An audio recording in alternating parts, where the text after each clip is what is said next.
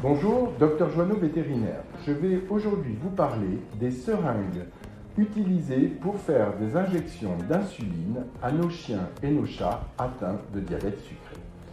Le diabète sucré est une maladie fréquemment rencontrée chez nos chiens et nos chats. C'est une maladie qui se caractérise par une hyperglycémie, c'est-à-dire une augmentation du taux de glucose sanguin circulant. Le traitement du diabète sucré fait le plus souvent appel à des injections d'insuline. Et l'insuline la plus fréquemment utilisée en médecine vétérinaire est le caninsulin, insuline porcine hautement purifiée, qui se caractérise par un étalonnage à 40 unités internationales, 40 UI, d'insuline par millilitre de solution de caninsulin. Quelques mots sur les caractéristiques et l'utilisation justement de ces seringues à insuline.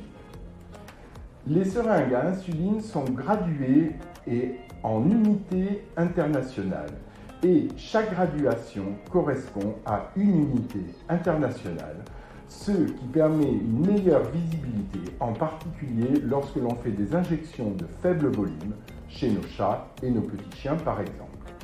Les aiguilles de ces seringues à insuline, stériles et à usage unique, sont soit serties, soit montées. Ces aiguilles sont de petite taille, ce qui permet des injections quasi indolores. Sachez justement que pour la taille de l'aiguille, cette taille se caractérise par la lettre G précédée d'un chiffre. Et plus le chiffre est grand, plus l'aiguille sera de petite taille. Par exemple, les aiguilles 30G seront de taille inférieure aux aiguilles 29G. Il existe soit des seringues de 1 ml qui peuvent donc contenir 40 unités d'insuline. On les réservera préférentiellement pour nos chiens de grande taille ou de taille moyenne, mais également des seringues de 0,5 ml qui peuvent donc contenir 20 unités d'insuline. Meilleure visibilité en particulier pour des faibles volumes chez nos chats et nos petits chiens.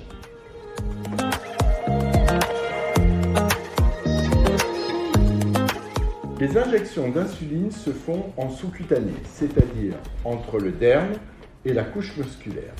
Pour ce faire, il vous suffit de soulever légèrement le pli de peau et de tenir la seringue selon un angle de 45 degrés par rapport au corps de l'animal, c'est-à-dire légèrement en biais.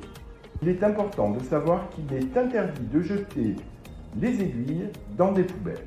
À ce sujet, rapprochez-vous de votre vétérinaire qui, le plus souvent pour les éliminer, fera appel à un service d'incinération des déchets médicaux.